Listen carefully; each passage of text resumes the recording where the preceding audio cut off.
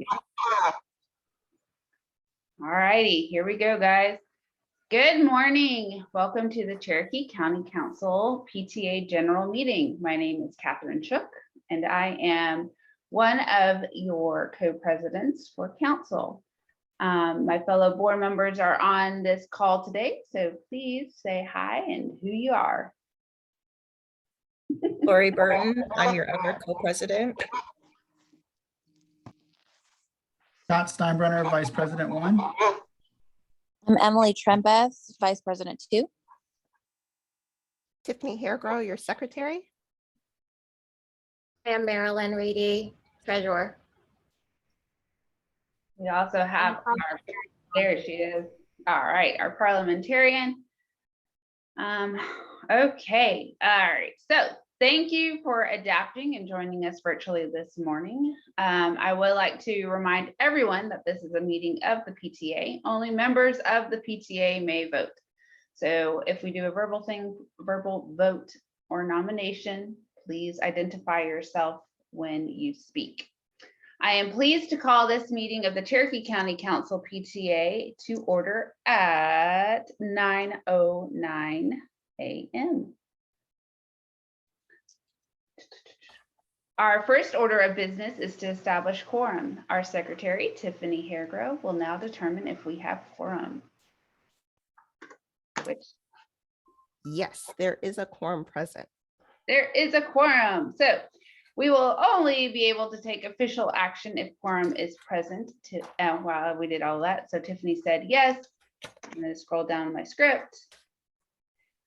We do have quorum present. So our first order of a business is to approve the agenda. This was provided to you by email and copies are posted in Member Hub. Are there any changes to the agenda?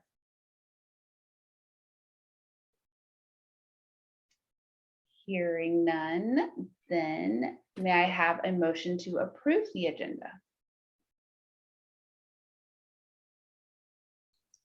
Approved.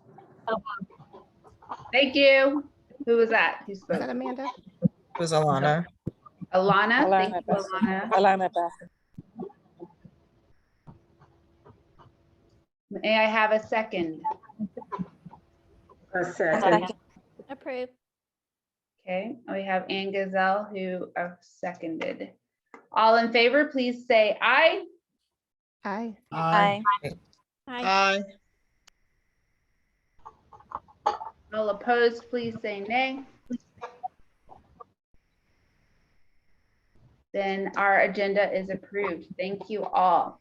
Moving on, we are going to approve the previous minutes. Our secretary, Tiffany, will now present the minutes from our last general meeting. The minutes from the last general meeting held on August 11th was sent out through an email link as well as posted in Member Hub. Are there any corrections to the minutes? Tiffany, I just sent you one little minor update. Did you get it? I did not. Oh, I sent it in the chat. Just add me as an attendee so it shows your parliamentarian was at your general meeting. Okay. Thank you. Okay.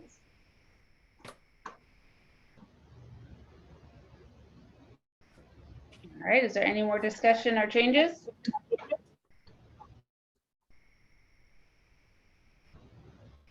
So Amanda, since there's that one minor correction, can I just say if there are no more corrections, may I have a motion to approve? You just say we're going to approve with corrections. We are going to approve with corrections. That's not in my script. Y'all note that down. If there are corrections to the minutes, having your script, we are going to approve the minutes with corrections. May I have a motion to approve the previous meeting's minutes? Motion to approve. I have Emily Trembeth who motioned to approve. May I have a second? Scott, second.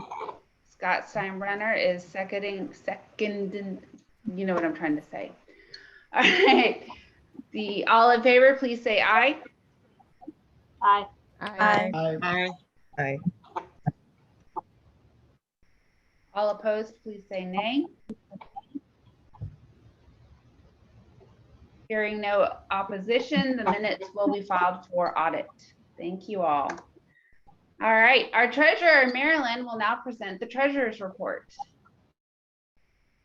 All right, thanks, Catherine. I'll go ahead and share my screen. One moment.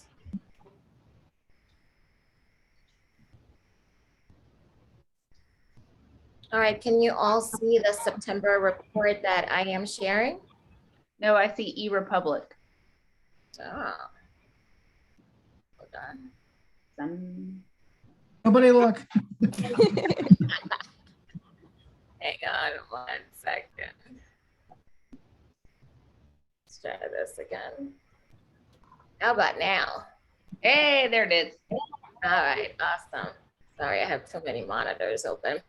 All right, so I will be sharing 3 reports with you guys, September, October, November. December's statement has not been received yet, so I'll share that on our next meeting. September's report, we started our income with $40.92. We received several dues during that month, totaling 17, almost actually $2,735. So our total balance on hand ended up $10,775.92. We had very little expense in September, so our ending balance ended up $10,133.09. So that was our September report. Any questions on that? Okay. I will move on to our October report. We started at $10,133.09. Some dues were received. We had just one expense, which was for community outreach for $50. And our ending balance was $10,283.09. Any questions? All right. I will move on to November.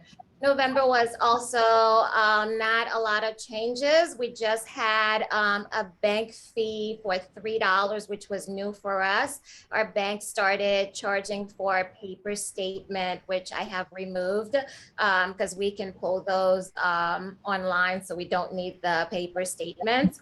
That was the only item in our November statement. So our ending balance is $10,220.09. And that concludes the treasurer's report. Does anybody have any questions? All right, well, thank you so much. All right, hearing no questions, these audits will be filed. These reports will be filed for audit. All right. All right, so now we're going to move on to new business, and we're going to do the committee reports.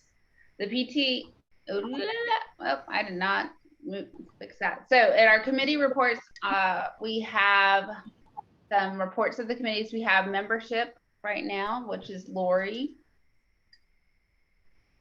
My turn. Yes, your turn. Okay. As of the last day of December, Cherokee County Council as a whole has 11,510 members, which is awesome. It's a 32% increase over last year. So local units are doing a fantastic job engaging their schools and getting those memberships. Can you guys hear me? Yes. Okay. And that's where we are right now with membership. Across the state, I heard last night in a meeting that we're close to 100,000 members in the state of Georgia. So for us to be at over 11,000, I think is great and a wonderful representation of what we're doing in our community and our county. Okay, moving on, we go to Amanda with reflections. Hey, just for a reflections update, all of our county winners, so that's our first and second place winners, have been uploaded to the state level. And I can give an update. Those are going off to judging. They're at judging right now. So we'll know if we have state winners early March. And then actually by probably the end of February. And then by mid to late March, there will be a virtual award ceremony at the state level.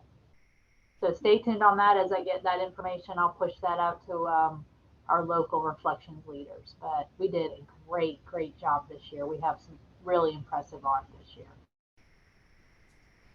I agree with that. Okay, now we're going to move on to the nomination committee election. Here we go. The PTA knows of no other unfinished business. We will now move on to new business with the election of this year's nominating committee. Our secretary, Tiffany, will now read Article 6, Section 8, and Section 9 of the council bylaws.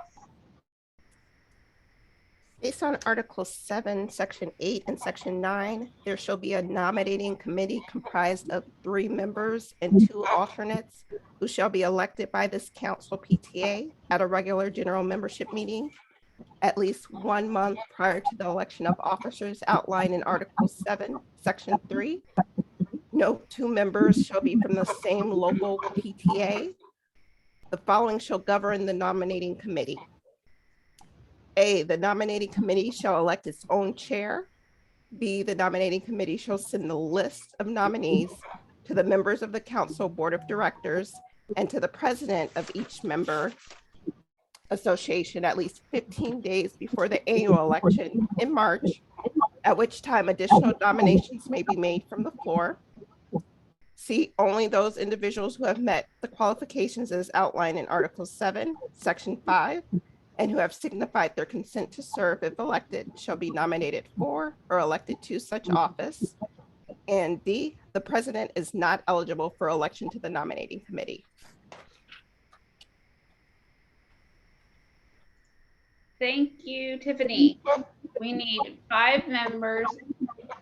Oh, I messed that up. We need 3 members and 2 alternates, a total of 5 individuals to serve on this year's nominating committee. Each nominee must have a current PTA membership and be from a local unit in good standing. They must also be available to attend meetings of this committee. If you are nominating someone who is not here today, they need to have given you their consent to serve. When making a nomination, please say which PTA or PTSA you are representing. Do we have any nominations? Don't everybody jump out at once.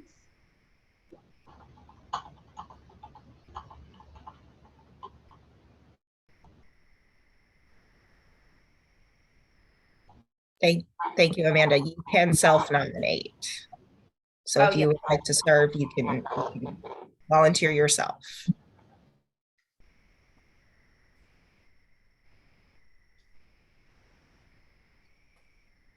Catherine, it might be worth mentioning, I don't know if you've taken this poll or Lori, of maybe who's interested in returning. I think it's a little overwhelming if the nominating committee thinks they have to replace everybody.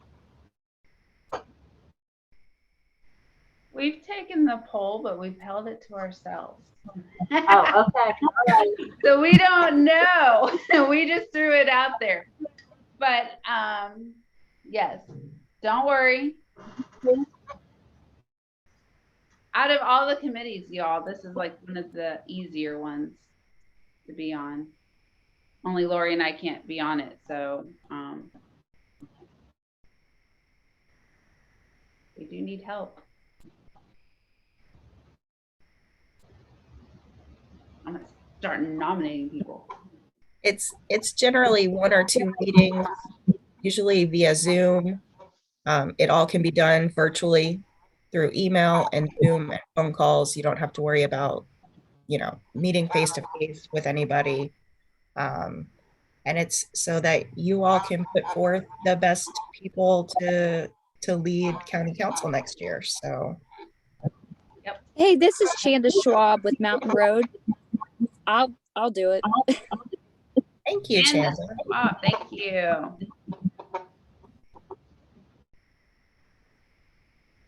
Would anybody like to join her? 4 more people, or 2 more to be on the committee and 2 alternates.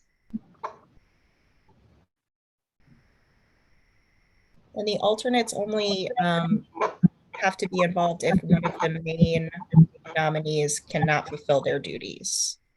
So if you think you might want to help, but you're like, I'd rather just be an alternate, that's a great thing too. Yep. This is Amanda. I'll do it. Thank you, Amanda. Uh, She sounds so thrilled. we gotta get some fresh blood in the pool. We do need new faces. Can't just always be the same. Will the meetings be at night or during the day? Well, Kristen, one of the wonderful things about the nominating committee is you as a committee get to make those meeting times yourself. So. Okay, I'll do it. I'm just doing a long-term sub job, so I can't do it during the day. Gotcha. Kristen, I was on the committee once and we decided when we would meet. and Okay, so Kristen Hornsby, Freehome Elementary. Thank you, Kristen. Huh? Okay, we just need 2 alternates, guys and gals. I'll be an alternate. Marilyn is an alternate. Yay. Just one more. I can be an alternate. Thank you, Casey. Casey Hall. Okay. That wasn't too painful. You guys did great. Do we have all of that, Tiffany, or do I need to repeat it again? Sandra Schwab, Amanda Weber, Kristen Hornsby, Marilyn. and Marilyn and Casey as alternates. Okay, cool. So, all in favor of this presented slate, say aye. Aye. Aye. Aye. All opposed, please say nay. Congratulations to this year's nominating committee. I appoint, sorry, Amanda Weber as the temporary chair. All elected nominating members, please contact Amanda Weber or she'll contact you at the close of this meeting. If you want to, you can stay on. We'll keep it open for you so you guys can get information. Of this meeting, to determine the date of your first meeting. At your first meeting, a permanent chair should be elected. The slate for next year's officers will be posted by the nominating committee 10 days prior to the officer elections, which will be held at our March 2nd. Ooh, sorry, y'all. March 2nd superintendent meeting at River Ridge High School. All right. Oh, and now we are up to announcements.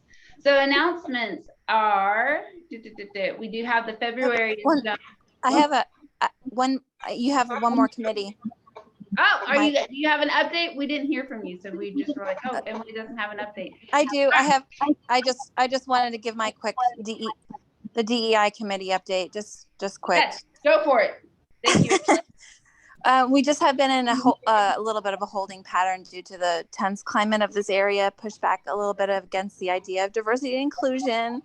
However, we were able to hold a very successful training event during School of Information for our local PTA units in September, which was very well attended, and we were able to connect with many local PTA leaders and answer some questions. So that was great. DEI committee has also attended several training events of our own held by Georgia State PTA in the last several months, and that's my report. Thank you, Emily, and the DEI report. Okay, now I'll go to announcements. So announcements are February zone meetings will start on February 3rd with Cherokee, and we'll just go in alphabetical order every Monday and Wednesday of the month, except for the last week because we're trying to get it in before February break. So we have Cherokee zone is February 3rd, Creekview zone is February 7th, Etowah zone is February 9th, Sequoia zone is February 15th, River Ridge zone is February 16th, and the Woodstock zone is February 17th.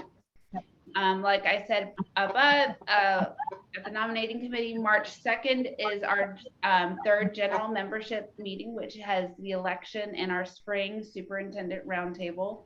This will be at River Ridge Zone. Thank you. At River Ridge High School. March 11th, reports are due.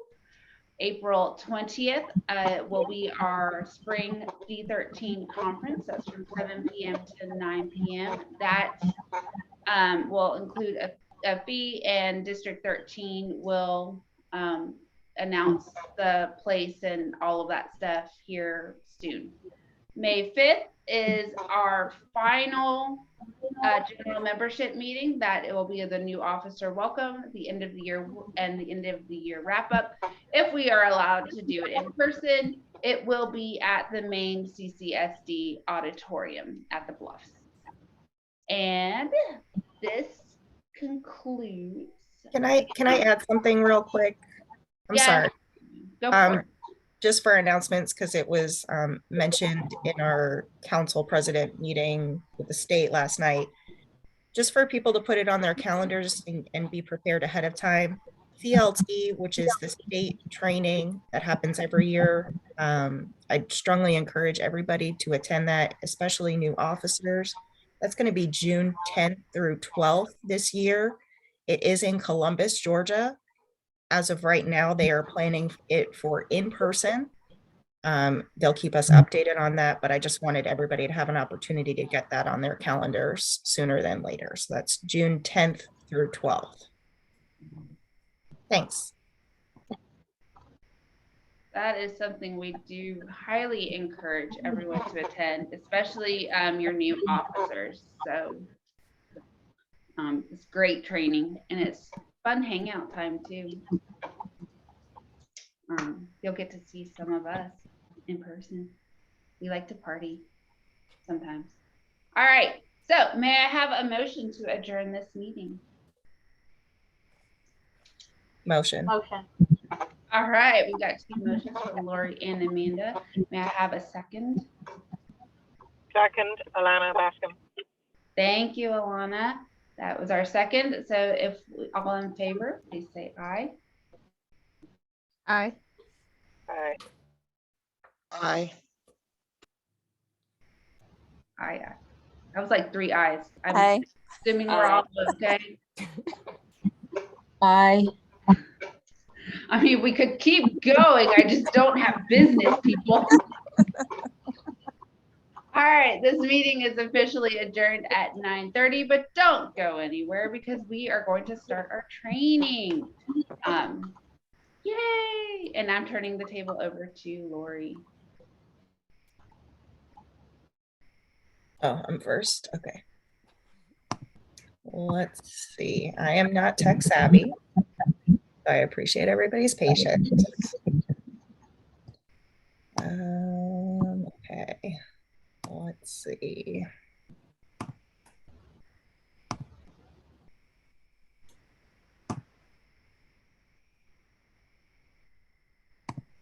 Just 1 second. I'm sorry.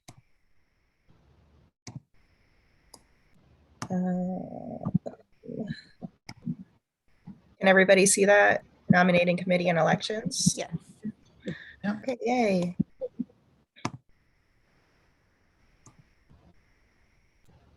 Okay, so we're going to learn about nominating committee and elections. And I have to move this away because I can't see. Okay, this is how to elect your unit's nominating committee and conduct elections the right way. So what is the nominating committee, or also known as NOMCOM? It is a special committee of PTA members elected by a local unit's membership to put forth the best candidates for each position on the executive board. So the who, what, when, where, all of that information is going to be found in the bylaws for that unit. As you saw, what we did when we elected our NOMCOM, that's found in, for our bylaws, Article 7. I'm going to show you local units bylaws for local units, it's going to be section 4, Article 4, Section 8 and 9. This is going to give you the numbers and the dates for when you need to elect your nominating committee, how many people need to be on it. Please consult your unit's bylaws and follow them carefully. That's the governing document for your PTA. If you do not have a copy, or if you have questions, please reach out to council. Any questions so far? No? Great. This is just a little snippet of your bylaws. These dates and these numbers are going to look different for each local unit. So you need to check your own local unit's bylaws. But you'll see here in section 8, for this local unit, they need 5 members. And what is it, 1 alternate? Yes, and 1 alternate. And they are elected 1 month before their general election, which is in April. So check your local unit bylaws and make sure that you're following these numbers correctly, these numbers and dates. The nominating committee members are always elected. They're never appointed. Alternates are called only if the main committee members are unable to fulfill their duties. They must demonstrate an ability to listen and ask questions. Also, to keep information confidential. What you discuss in the nominating committee when you're serving on it stays within the nominating committee. It's not for you to share with your friends. It's not for you to go back to that unit president and let them know. This all stays within your committee. You should also understand the work of the PTA at the local, county, district, and state levels, and understand the requirements and the duties of each position. And I'm having a difficult time because I've got like Zoom in the way and I can't see. Okay, so after being elected for the NomCom, you need to select a chair. You need to solicit nominees from your membership, conduct interviews. Now, if you have more than 1 person for a particular position, you need to conduct interviews. It's honestly pretty rare that there's more than 1 person volunteering or being nominated for 1 position, but it does happen.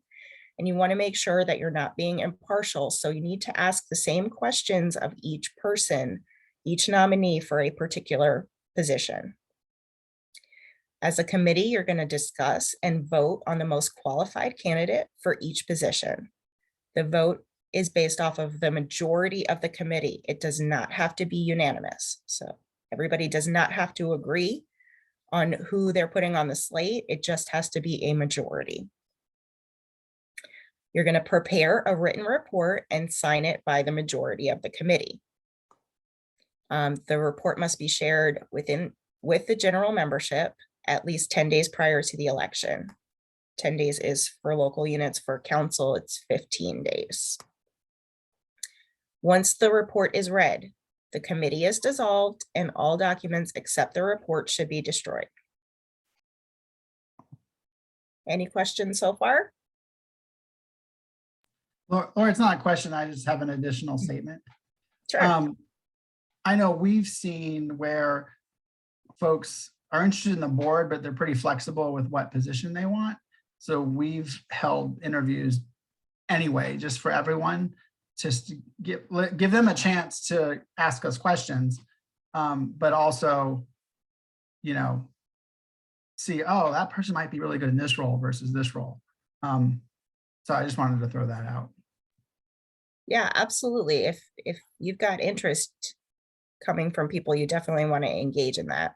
I know in my experience in a local unit, I was at Boston for a number of years. We often had a difficult time getting anybody to nominate anyone. And it was a lot of recruiting and trying to get people in. So that's going to vary based on your school and your local unit and what kind of engagement you have going on there, but definitely want to engage anybody that might be interested and see if you can put them in a role where their strengths can be utilized. Absolutely. So your nominating committee tools. This is what you'll need in order to have a successful nominating committee and to be able to put forth the slate. You're going to need a copy of your local unit's bylaws, a copy of the leadership resource guide, a list of nominees, skill set sheets, interview questionnaire sheets. And these two things, the skill set sheets and the interview questionnaire sheets are in the nominating committee and elections guide, and that's already uploaded in Member Hub for you all. Pens and paper, and then you'll need 2 copies of the final committee report signed and dated by the committee members. Any questions about NomCom before we move on to the actual election? This is Amanda. I know that, and Laura, you just hit on that with Boston. I think it's so important that the existing officers take a role in that recruitment. If you know you're not coming back, you should start looking at who's going to be good. Your NomCom might not really understand, all those responsibilities, and they're going to go to that existing officer group and say, if you're not coming back, if you're not interested in coming back, do you have somebody in mind that would be a good person? So I think, the nominating committee does do some recruiting, but it's very, very important that if you're an elected officer, that you also be looking for a replacement. Yes, absolutely agree.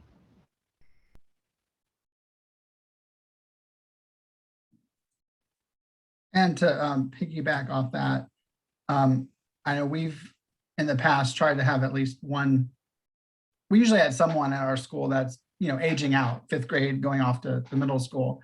So as long as they weren't president, it was always good to see if they would be interested in being on the committee, so they could answer the questions about what they just did. But then also, I think you have it in here somewhere that the principal is a good person to have on your board, or on your nominating committee, because that's somebody that you're going to be working with as a board. Yes. The principal or a representative that they select. It's just important to remember that your principal is not automatically on your nominating committee. They have to be elected just like everybody else. So I would definitely encourage that. Let your principal know that you're going to be electing your nominating committee whenever your general membership meeting date is, so that they can be prepared to self-nominate or have somebody nominate them if they are interested in serving that. But just remember, they're not automatically on there because they're the principal of the school. Nobody is automatically on your nominating committee. Okay, so we'll move on to the election. The election takes place during a general membership meeting in accordance with your bylaws. Only a quorum of paid members may vote. So this might be a good time for you all to consider a membership drive before elections. You must give appropriate notice to your membership of the meeting time along with the slate of officers, and you're going to find those details in your bylaws. Now, there's 2 types of elections. You have a contested and a non-contested election. So a non-contested election is basically like what you saw us do here today. You have one person for each spot that's open. And there's no additional nominations made from the floor. You can do the election by voice vote. You don't have to use ballots, and you'll use a script for the election of your officers. A contested election is a little bit more complicated. That's when you're going to have 2 or more nominees for a position, and you're going to need to do it by a ballot vote, as stated in the bylaws. The nominating committee will present only one name for each office, but there is a possibility that nominations will be presented from the floor. If so, you'll need to appoint a tellers committee, which is a chair plus at least 2 additional tellers whose duties are to distribute ballot slips to members, collect the ballots, and count them. Now, there are some online platforms that you can use to do this, and we'll share those with you all in case you're not able to meet in person to do your elections. Then the chair of tellers reads the report and hands it to the presiding officer. And that will be done for each contested office. So if you have 2 people that run from the floor for president and you have 4 people that run for the floor for VP, you're going to have to do that for each position.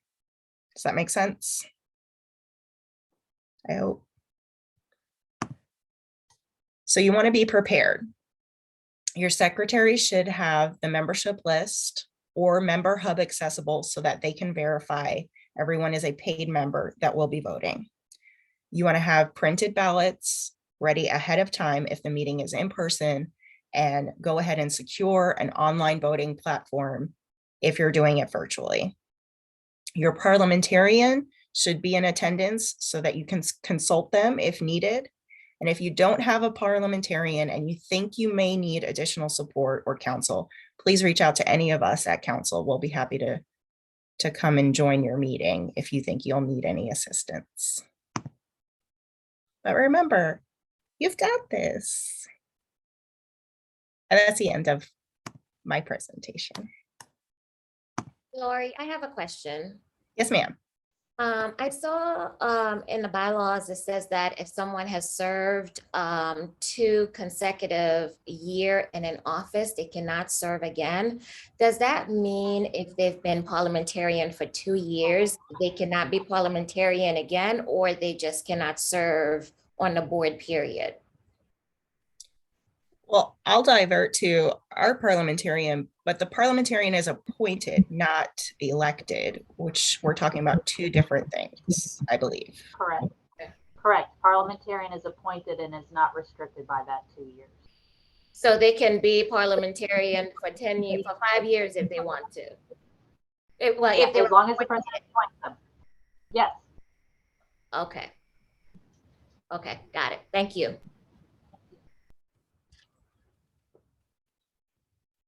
Any other questions? Yes, I have a question. This is Kristen Hornsby. She's asking that kind of the same question, like can somebody be on vice president more than 2 years? If it says 2 years, I mean, do you need to change the bylaws or is that the county bylaw? Well, you're not going to be able to change the term in your bylaws because that's from state. Remember, in your bylaws, the only things that can be changed or amended are the underlined items. Right.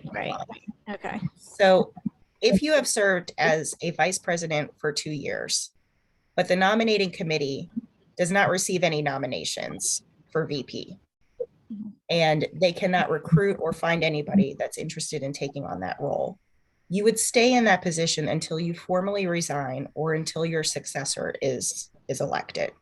Okay. Does that answer your question? Yes, it does.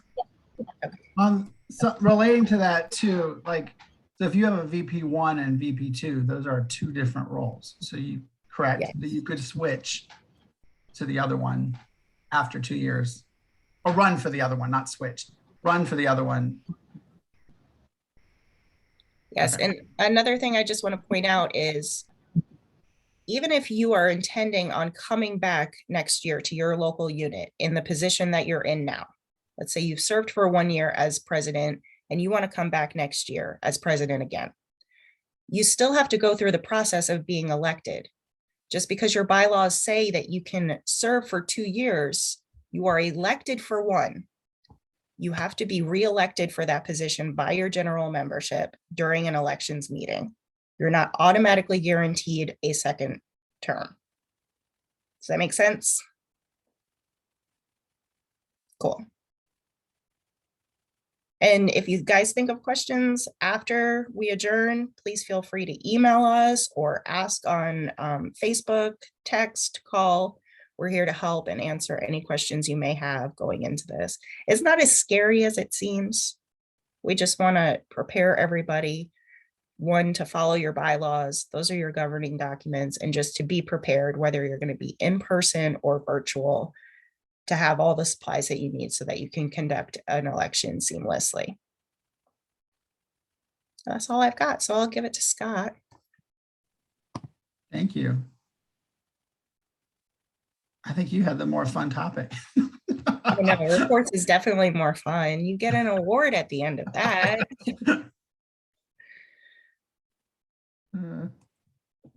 All right, can everyone see mine?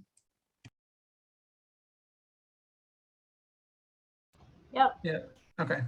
Yeah, the Zoom is like right in where I need to work on stuff. So this part of the training is introduction to reports.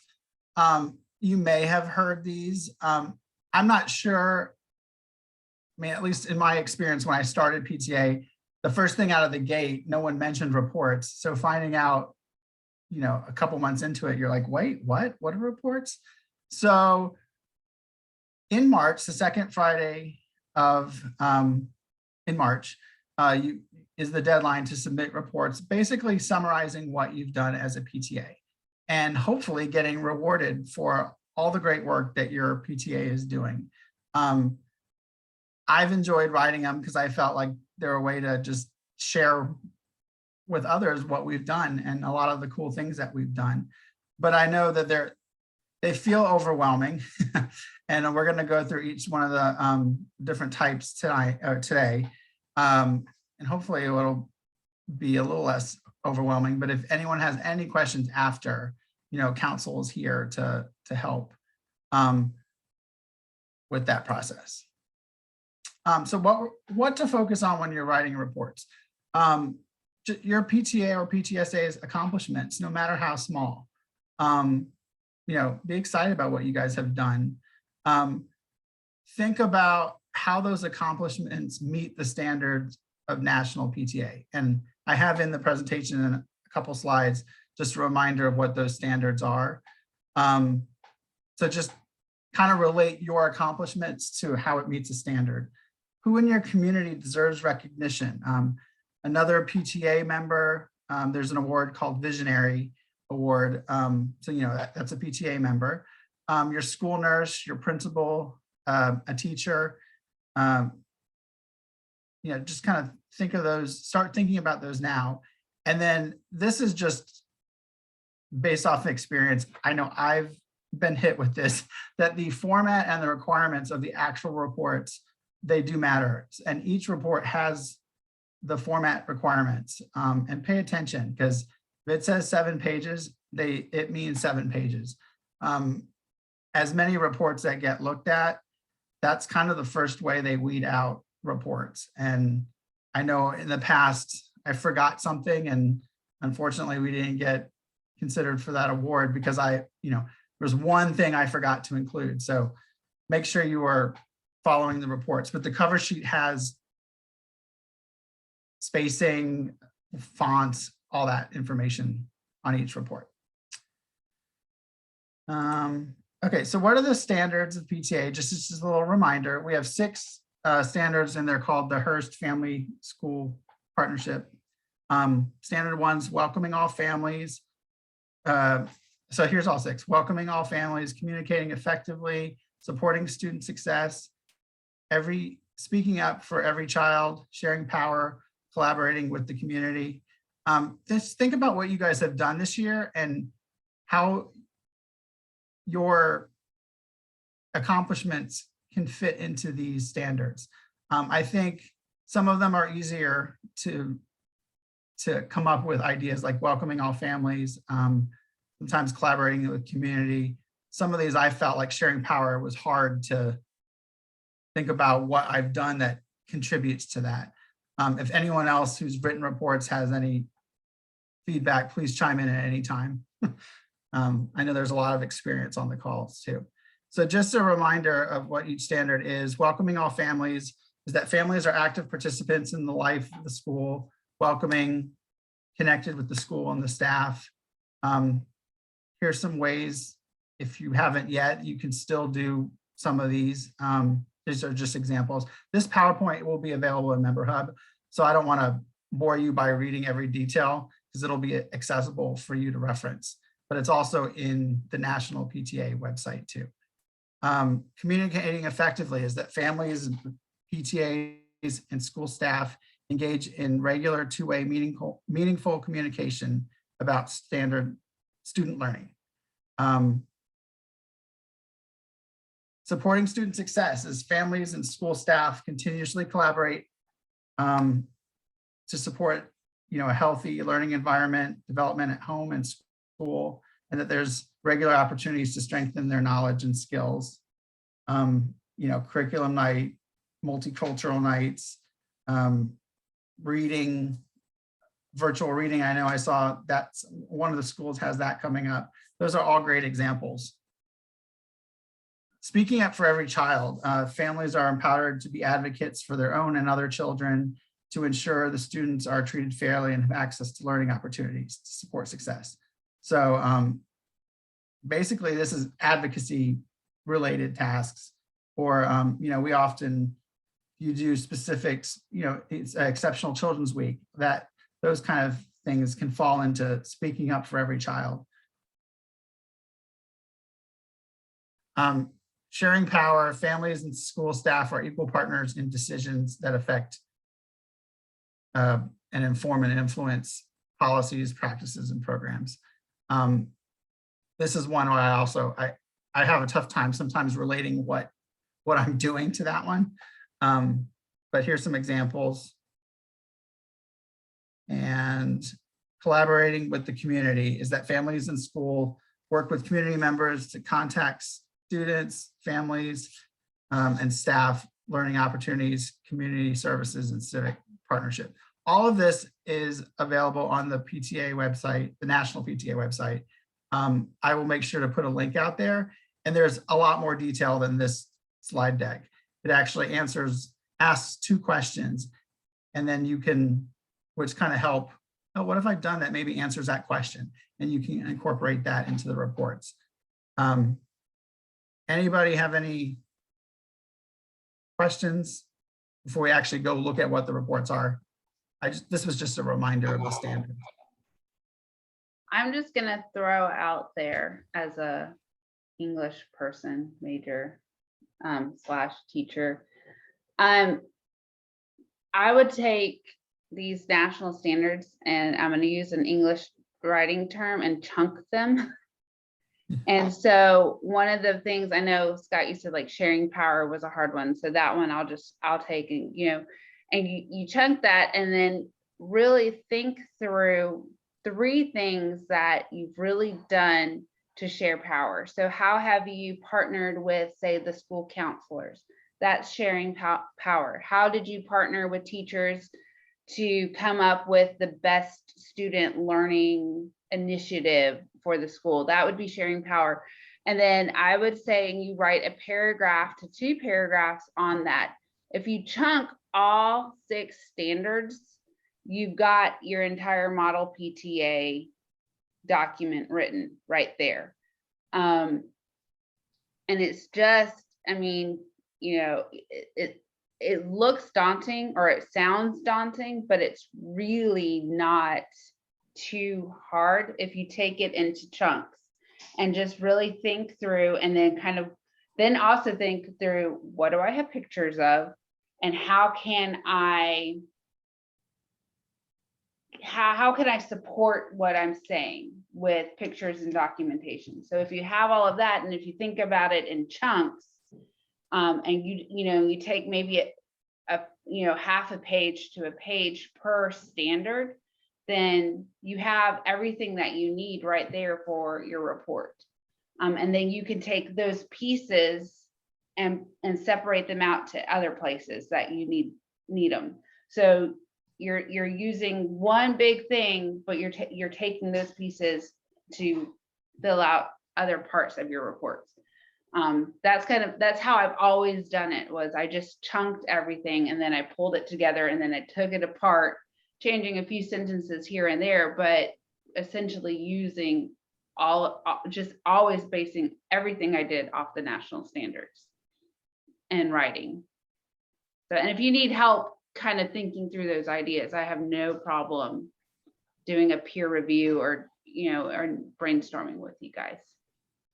And I know the schools I've worked on, been on their boards, and we've written reports, we've started, and it's easier said than done, I know that, but we've started pretty early. And I know with being on the Mill Creek, their parliamentarian, we're meeting in the next 2 weeks or so to start brainstorming ideas and hoping everyone that you have to have enough people that want to help, and hopefully you can encourage several people to help write these reports, but we're at least collecting ideas and starting to think about it now, which yes, it is easier said than done, because in most other aspects of my life, the week of, I'm like, oh shoot, they're due.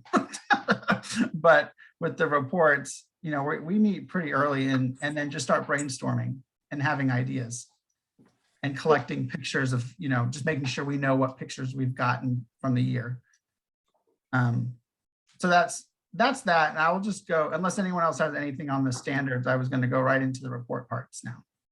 Hey, Scott, can I, this is Marilyn. Yeah. I just wanted to add one other thing is that for someone like me whose English is not their first language, I know when I'm writing, a lot of times I may have issues with grammar or just to make sure that I'm writing properly. There are tools out there if you're worrying about proper writing, and I don't know if you were going to cover that.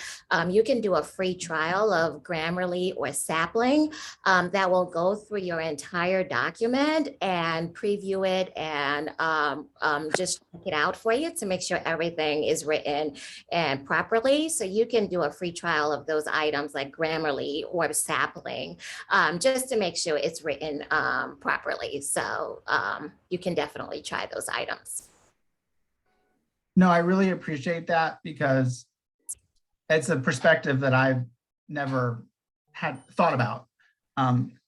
Because I do enjoy writing. So I appreciate that you threw that out there because I would not have thought of that. So I may ask you again, just for a recap, and I could probably put it in, update the PowerPoint with that information. If you don't mind. I'll add them actually in the chat box as well for anyone who want to check them out. Awesome, thank you. Mm-hmm. Scott, there's a question in the chat from Jennifer. Yeah, let me open the chat. Who is responsible for writing the report? Is it mandatory, and when is it due? Yep. Can I go on to the next slide? And then that will hopefully answer that question. So here are the list of reports that are available for you to submit. I have to say, these are all optional. I mean, I know it would be everyone's best interest to submit as many as they can, but I get that. So they are all optional. I mean, it's not like, you know, your PTA will end if you don't do reports, but they are a great way to get recognized for the work that you're doing. They are due the second Friday of March, which I think is the 11th this year. So that's when they're due. Thankfully, I've gotten confirmation that you can still do through snail mail, print them out like you've done in the past, but you can also send them via email again this year, which is a huge help, I think. And I will actually update this presentation with who those need to go to. It would be going to state, because there's 3 levels of recognition for awards. There's state level, district level, and council. And so it would basically, you'd be copying the council president email, Brenda's email for district, and then the state office, and copying Dawn and Anita, just so that they have seen that they've come through. So I think that sending it through email is great. And I like that level of, you know, instant knowing that they were received, because sometimes paper makes me nervous. I spent all this time doing work and then sending it through the mail. I just hope it gets there. That's how they're delivered. As far as who can write reports, it's not restricted to just the board. If you know some committee chairs, and we'll go into some of this stuff, if you know committee chairs that, you know, would be interested and enjoy writing, and, you know, they ran a great activity or event, you know, maybe ask them if they wouldn't mind writing a blurb for the report. So it doesn't have to be the board. Usually I think it does fall on the board members, and maybe not everybody. But it makes it easier if you can find someone. Like maybe someone told me, and I don't remember what school it was, that they had a teacher write something one time to help them out. So it can be anyone that's active in your PTA that may be interested and have some information to share. Lori, Catherine, do you have any other input on that? Yeah, I agree with everything that you're saying. It generally does tend to fall on the board, but that's not a requirement. I think on a couple of the reports that your unit president does have to sign the cover sheet. Yeah. That doesn't mean that they have to write the report. So if you got a friend that's really strong and loves to write, ask them to come over and write your reports for you. Yeah. Yeah, I mean, throw it out on to your PTA members. I mean, I asked at one point because I was super overwhelmed, and I just threw it out there and said, hey, I need help. I can give you bullet points of everything. And we had a parent who was a newspaper reporter. She took my pages of notes and she literally did all the reports for me. She took the cover page, she looked at everything that she needed to do. And I was like, I love you. You're the best person ever. So, I mean, ask around, it's ask and see. And I mean, if you need help, you can reach out to council and we can definitely help you out. Sorry, I didn't mean to interrupt. I just wanted to add one thing real quick. While it's not required to do the reports, in the past, when we've been able to do spring conference in person, all local units are encouraged to invite their principals to come with them to spring conference. And principals like competing with the other principals, and they want their PTAs to win more awards than the other PTAs in the zone. It's like this little club that the principals have going with each other, and they want to win the most awards. So it's a great way to get your principal involved in your PTA, get them supporting your work, get them encouraged by what other local units are doing and things that are being shared during that spring conference, so that they're excited when you bring those ideas to them next year when you're doing planning. But yeah, so it's not required, but your principal will look at you if you haven't submitted anything and go, well, why aren't we getting any awards? So just be prepared either way to answer either side of that question. You're also recognized at the school board meeting. So the school board also recognizes the PTAs that have won at district and state level. So, I mean, we give those lists to the school board, and they also recognize the PTAs at meetings. So there's multiple levels of recognition. And it looks good for the district. It looks great for your school. And when, your principal is like, it looks at you like, why aren't we getting any awards? It is one of those things where they want that recognition too, because it makes everybody look really good. And then it boosts community as a whole, that we have an active community. We have an active community in our school systems. And when you win awards, people see that. And it does get more volunteers. I cannot tell you how some of this stuff helps boost volunteerism in the school, because they want to be a part of an active, healthy community. Cool. Thank you for that optimistic approach than my Debbie Downer. But here are the reports that can be submitted. The membership ones those are in the fall, and we've passed those, but I just listed it on here and I just said deadline passed. There's an outstanding educator award, and we're going to go look at the leadership resource guide in a second, but I've put the page number here. the outstanding principal, and it doesn't have to be your main principal. It can be an assistant principal that stands out too. I know in the past at Little River, one year we nominated one of our APs. Outstanding school nurse, that's another one. This one, it's fun. Like when you have a new board or a new person writing it, the nurse typically has been there a couple of years. So it's easier if you have a brand new nurse like we did a couple of years ago. Oh, this is a brand new person to write about. When you've had the same nurse a couple of years, it's kind of fun to think about maybe something different that happened that year, or if you heard about a specific situation, how she or he went above and beyond, that year, something happened that stands out. Those are always good. Some of the background information, that's where it's easy on the nurse. Their years of experience, you added one more year, but their experience in the past hasn't changed. So you can still incorporate a lot of that information from previous reports. Visionary Award is, I think, a PTA member in your community that, and we'll look at that one. And then Best Ideas, to me, is one every school should at least submit this one. It's 150 characters about just something you thought was one of your best ideas, and you can submit as many as you want for this one.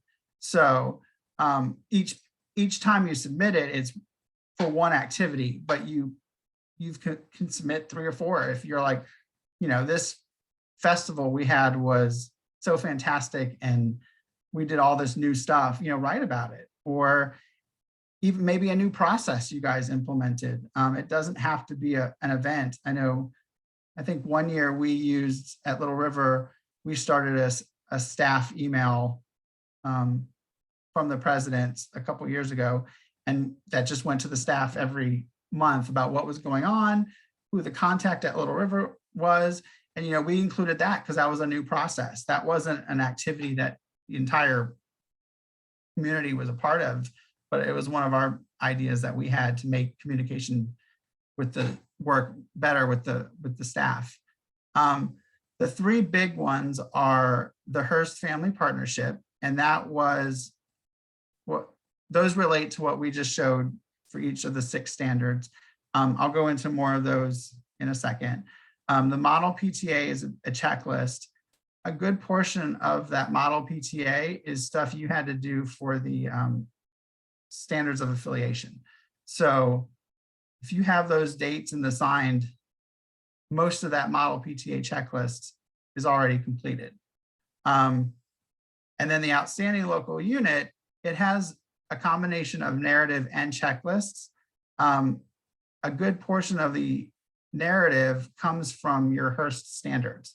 So you write the Hearst standards and you can just, take those entire sections and put them into the outstanding local unit report. And then you add, there's some extra checklists and some other items to answer.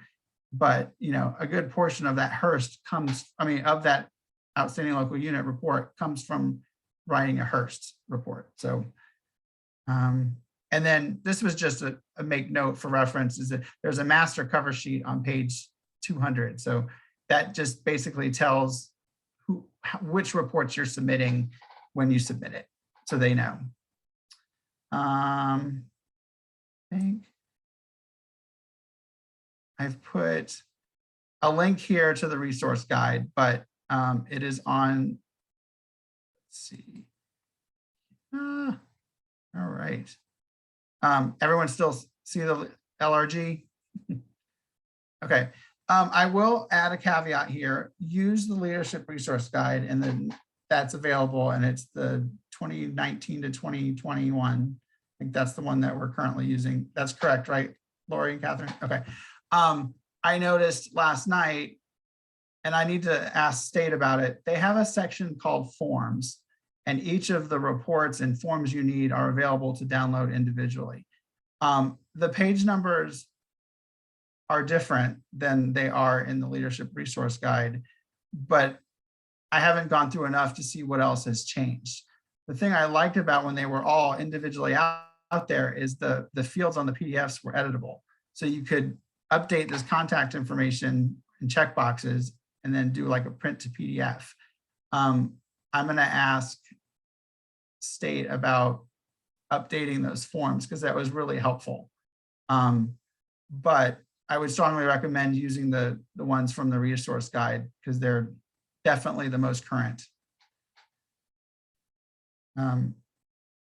So here's your cover sheet, and it's just basically contact information, which school level you're at, which number of reports that you're submitting. So the outstanding local unit, that's the next one. And they're all lined up in the resource guide together. So you would check what, again, what school you're part of, and it has some information on where to mail it to. They've been, hopefully in a newer version, they'll actually include or email it to. So this just says you can paper mail, but you can also send it through email, as I mentioned. The page limits and the documentation. So for the outstanding local unit, you can write up to 8 pages about a narrative about what you're doing. And that includes, the checklists are also a part of this.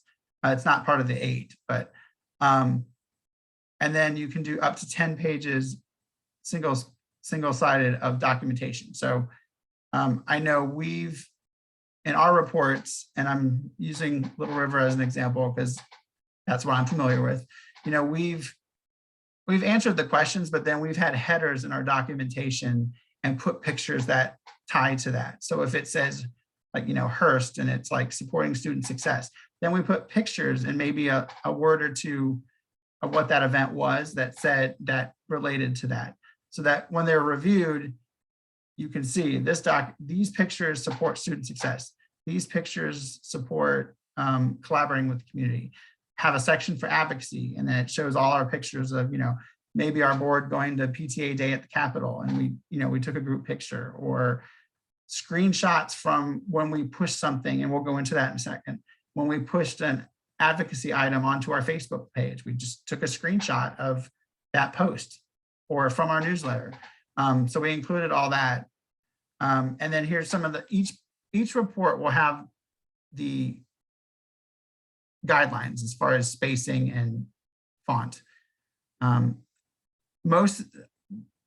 The spacing and the font are similar, but some have different character lengths. Some are page lengths based and some are character length.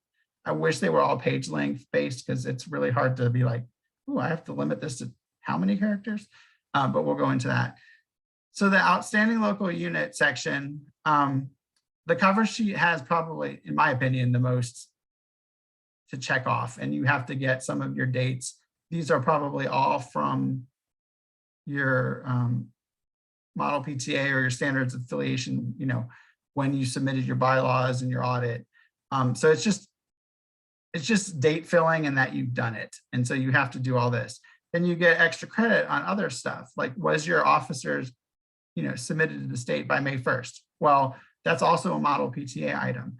So if you're doing model PTA, this part, and then your standards affiliation, this part won't be as bad. And then the checklist, there's an advocacy checklist, a membership checklist, and a PTA programs. There's narrative and documentation. My honest opinion, I feel like I wish the narrative was worth more because 55 points out of the 500, I'm like, what? I'm writing a lot for 55 points. But, so the checklists are a big thing to consider when you're writing the reports too, because they're actually the most points. So advocacy, some of this stuff, if you attended CLT, I'm not going to go line by item because it's a lot here, but if you had someone attend CLT either in person or virtual, check, you got the 10 points for that. There's e-learning on national PTA. I've tried to share some of those items, and I can do it again because being that it's only January, there is still time to do all of this. Where it gets hard is when you start the report in like the first week of March and you're like, oh, it's too late to do pretty much all of this. So I will start sharing some of these and about what you can do now and to get credit. And some of it is as easy as like, you know, sharing a link for how to get onto the advocacy PTA takes action. Like, how do you just promote it and get to let your members know that they can actually sign up to get updates? And there's 5 points there. Giving an advocacy update at your general meetings, that's, you know, that we are an advocacy item, so that, you know, that's where you get advocacy group. So, you know, that's where you get some points by doing advocacy updates in your general meetings. So this checklist is available as well. Now, I don't think I've actually submitted this. Like, you submit this separately too, right? It's part of outstanding local. This might be to Lori and Catherine. You submit it as a separate report plus outstanding local unit, or is it only outstanding local unit? I'm pretty sure that the reports cover for outstanding local unit, this is in it, and it might be part of the operational for a model PTA. I need to look at the. Because I know we've gone through this and filled it out and submitted it, at least when I was at Little River. And then schools were recognized for getting a certain amount of points. And I was like, well, I thought we submitted that too. Like, I know we filled this out, and I thought in my head that we had all the points, but we also never sent just the advocacy as its own report. Like, we just did it as part of outstanding local unit. So that's. Is that maybe the Hearst partnership? Because I know you can win specific. Yeah, I'll ask First. State about like the advocacy award parts, and then I'll bring it back to the group. So the membership checklist, again, there's some questions to answer. Here's some points that you get for membership development. Do you have a theme? You know, a lot of that, your big membership drive was in August, but you still should be doing one now to get new, I mean, especially in January. And there is actually, I think on here, maybe it's not here, it's another place that if you did a drive in January. But, you know, I don't think it's too late to come up with a membership theme. And then, you know, sharing with your members national and PTA discounts.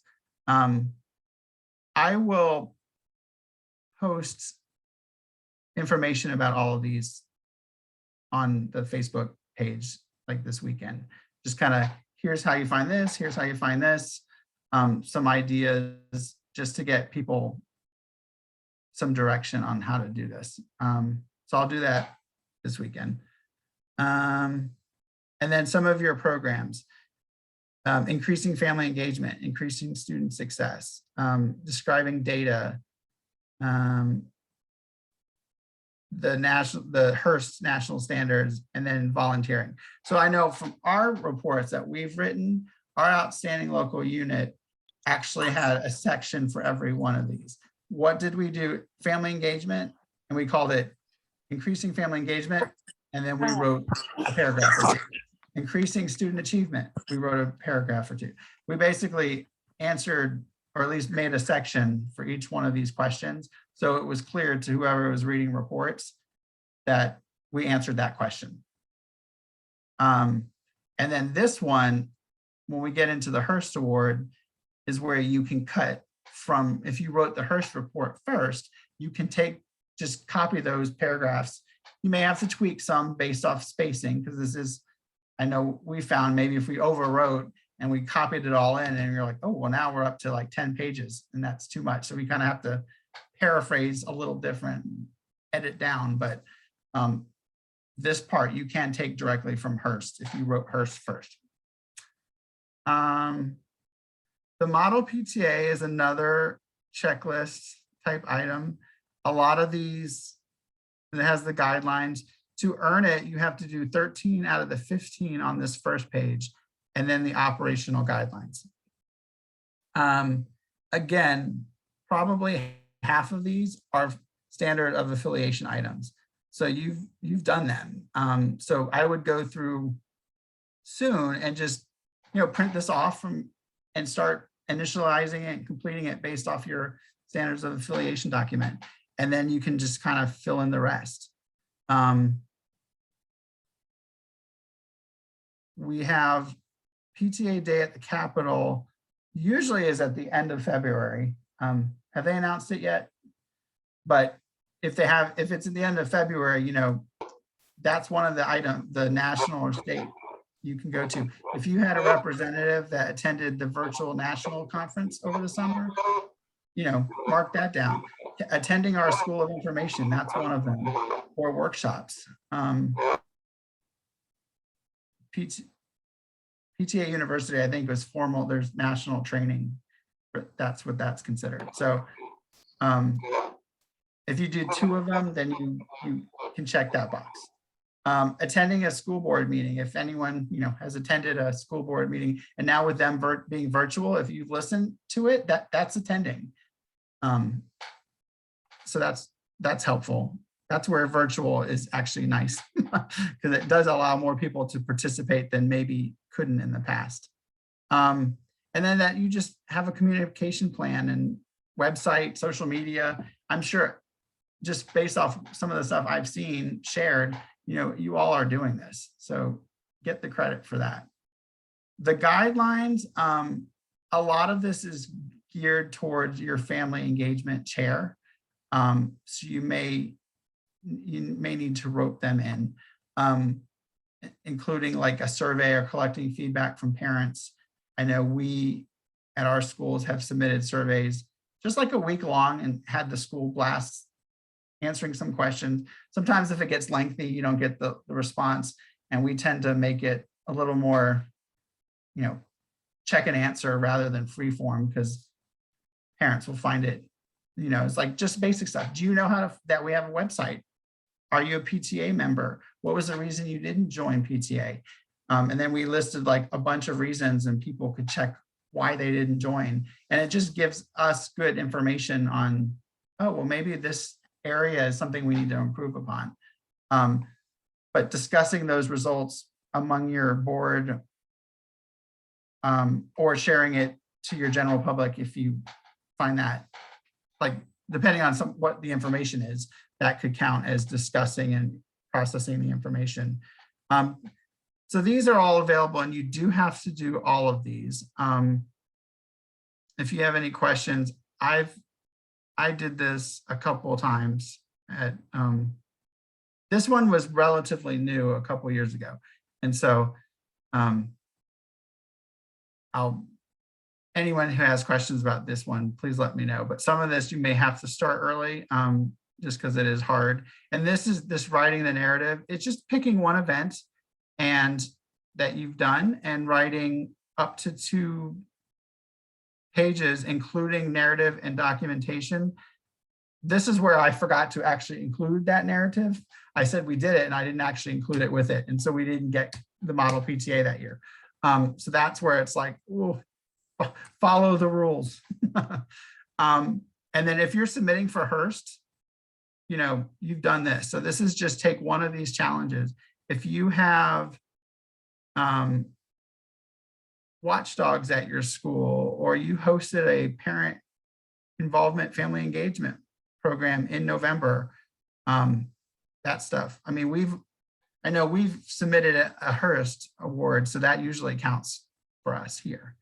If you're applying, a couple schools are applying for School of Excellence, that counts.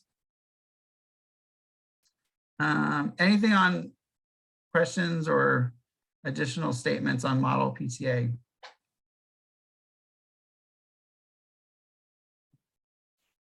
Just real quick, model PTA seems overwhelming, but it's actually pretty easy.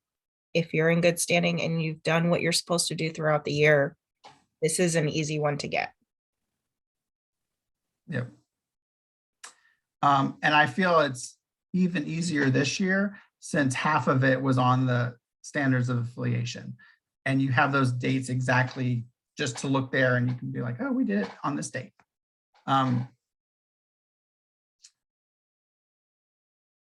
Cool. All right, thanks. And then there's a whole tips on success for it too. So really, this is a lot of information to absorb right now, but go back soon and just kind of look at the leadership resource guide and just kind of start to comprehend what it means. Maybe schedule a meeting, a separate meeting, or it can be in board. It just would probably be a lengthy board meeting. So, you know, maybe a report specific meeting to just discuss and start brainstorming ideas.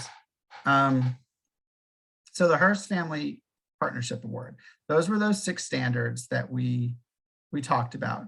And you can either submit one or you can submit all 6.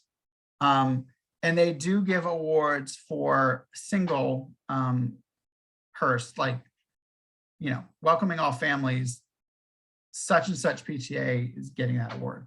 And then there's also an award for people that did all 6. And so, you know, the school that XYZ school that did for all 6 standards is such and such.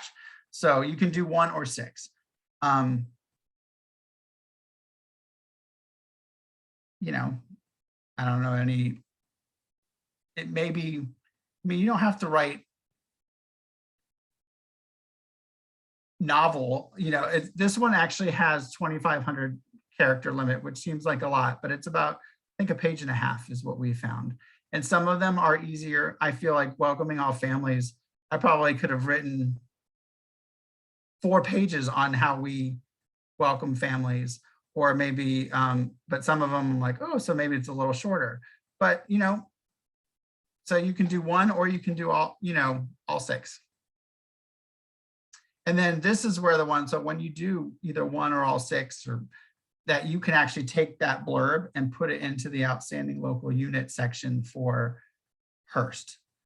So that you're not actually writing the same thing twice, you're reusing what you've already written. So those are, they're fun and they're very rewarding. And that's where Lori was talking about that your principal is, you know, wow, you know, my school got outstanding local unit, you know, and they're excited to see that. And so it's very rewarding to me to just share what we're doing as a PTA and community. And I try when I write the report and share if we've won, to basically thank that the community is why we got this. I mean, yes, maybe I wrote a part of the report, but keeping in mind that, like, you know, if we didn't have a strong PTA community backing us up and contributing to these events, I wouldn't have anything to write about. So I do try to keep that in mind too. And, you know, if you do win an award, it's like, make sure you go above and beyond to thank your community, not look what we got as a 5-people team, you know. That's just my added blurb for that. The next section of reports, I enjoy writing because I'd like to brag and just share about specific people in our PTA and school. So the first one is the outstanding educator, and it has a couple of questions, you know, to answer. Do they attend meetings, stuff like that? Have they attended our events? And, you know, so you can answer those questions. And then there's a section, and it's basically up to a page for each one of these questions. And again, we've done, you know, family and community involvement, wrote a page about that person. And then, you know, the next one was PTA sponsored, supports PTA sponsored functions activity, wrote a page. So we make sure to title each page so that it's clear which one we're answering. And this one, I felt in the past, it's been rewarding for the person, but it's also been easier as the person writing it, if you can involve somebody that had that educator or you know them very well. I mean, I know a lot of, I mean, I could write about all of our teachers, but I know the ones that I wrote one and it was like, well, my child had her. So I could firsthand explain what amazing things she did in the classroom and innovative. And it was easier to write and fun to write when I had a connection to that teacher. So like this one, if you're like, Miss Smith, I know she'd be a great candidate. Maybe find a parent that would be willing, who had that teacher that would be willing to write this report, because they have a connection to that teacher outside of, I'm the PTA board for the school.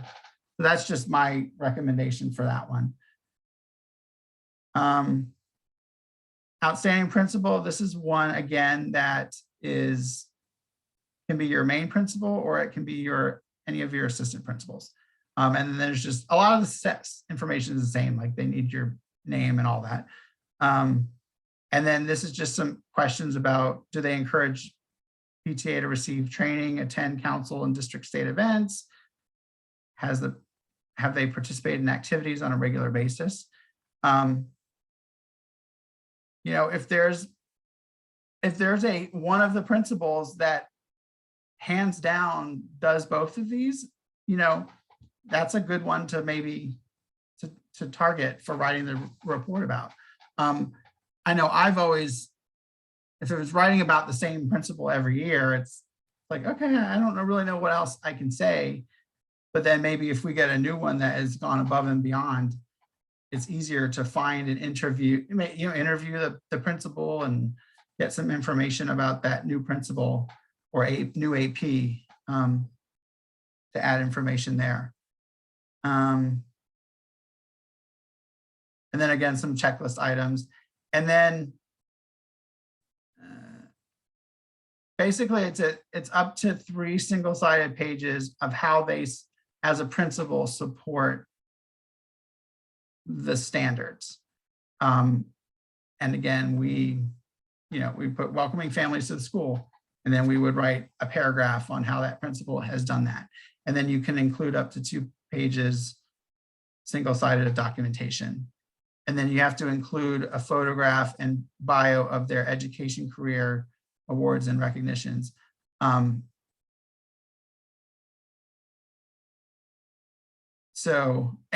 this is another one that, I think there's a page limit. Any of these, make sure you stick to the page limit. I'm gonna have to throw that out periodically because I know it can make a difference sometimes if you don't. If you miss one thing like the page limit. And then it has to be signed by your president, or your local unit president. And then nurse, again, there's a cover sheet, the rules of guidelines for writing it. And basically just how's the nurse made a difference at your school? That's basically what you're writing about. And, it's fun to write about their background, what brought them maybe into a school nurse, if they came from outside, maybe get some, and it does include quotes from, that in here? I know you can include up to 5 student statements. So if like in the past for our nurse, I knew a few students who regularly see them for various situations. And so I interviewed, I got a quote from the student, but then one year when I incorporated into the report, I actually asked for a quote from the parents and put that into our report because I knew they've worked continuously every day with a chronic condition.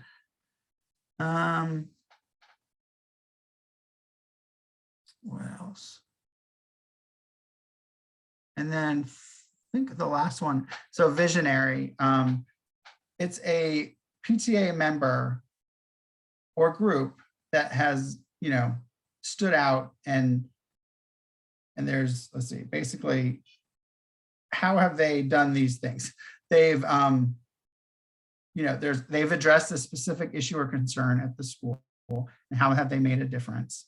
And so again, just answering these 4 things into your report about a specific PTA member or a group of PTA members at your school for the Visionary Award. And then the last one, I think, is best ideas. And this is the one that I was saying, please submit these, because I know we have, as a reader at the conference, I'm reading the welcome packet, or the booklet that comes with being at CLT, and it tells you some of the best ideas that schools have done, and you're like, wow, oh, that's cool, that's great, oh, maybe we should try something like this at our school. And so you can see here, it is 100, well, there's a section and it's 150 words, or less, about your best idea. And this one we've tag teamed, we've submitted several, and maybe we thought this new event that, say Megan so-and-so chaired, maybe she would be the best one to just write 150 words about it and about her. And so we got outside help for that one. It doesn't have to be, but that's where it gets a little, the more hands involved, it's easier on the board. So use the people that maybe know more about that specific idea to write that report. All right, and that was it. And like I said, all of this is in the resource guide. I'll be sharing more information on Facebook to, mainly around the checklist. I can't, or maybe some tidbits on, or helpful tips on actually writing the narratives, but it's the checklist. The checklist is what I personally find daunting and overwhelming. Is you're like, oh, I haven't done that yet. But being that it's January 7th, you have time to do several of those. So I'm going to do my best. If there's feedback for me on how I can help even more, please let me know, or let any of the council know, because we would love, like Model PTA, we'd love every school to submit that one. We'd love every school to submit all of these awards.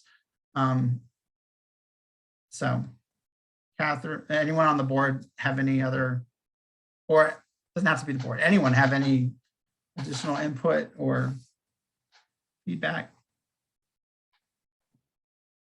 I think that was a great overview of all the reports. Thank you for doing that. So, Yeah.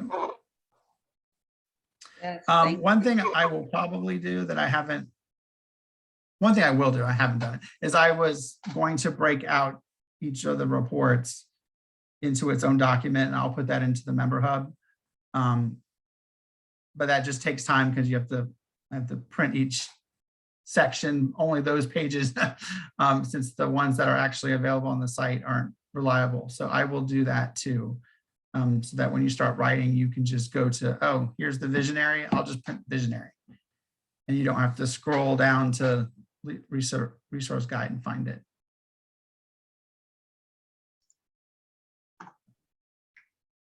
Thank you, Scott. Anyone out there who's been in PTA for a while and written these have any input outside of the board? Because I know we've done these a couple times, but I know there's a lot of folks out there that have written them, if they have any suggestions. Hey, Scott, this is Amanda Johnson, Mill Creek Middle School.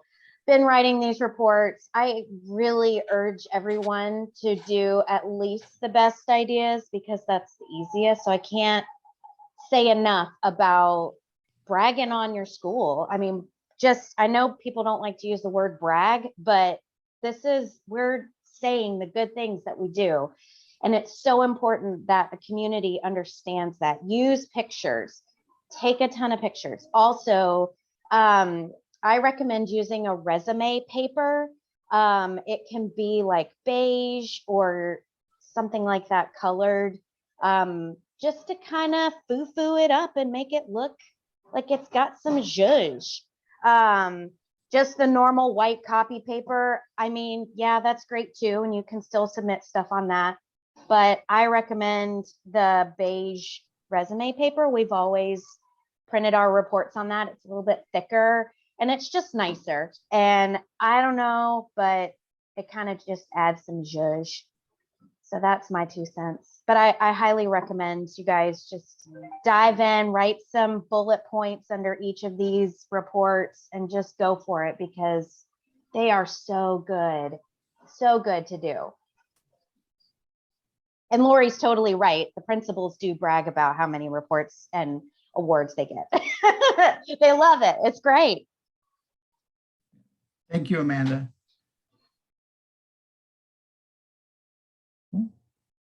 Well, that's it for all I have. And again, email me anytime.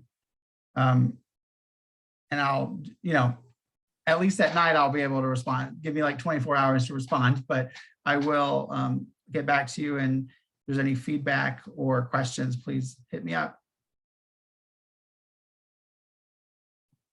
Thank you, Scott. Thank you. Yes. I think my favorite thing from this whole thing right now was the fact that you guys can email them. So emailing is super nice because then you have like 11:59 p.m. March 11th, email them and then you're good. It's getting that postmark sometimes it's hard. So emailing is great. I remember a few years ago when Susan was part of, I think it was council or district, and she was offering her postage machine to people so that they could get it postmarked in time to submit it to state. And now you don't have to worry about that. So that's a huge stress reliever. Yeah. Oh, I know. I run into Amanda Weber's house at one point. And it was like, here you go. Oh, I think I did it to Amanda Johnson's house too. I was like, here's a report, here's a report, here's a report. Drive it around because I didn't want to mail them. Actually, I was like running really late, so I couldn't mail them. Yeah.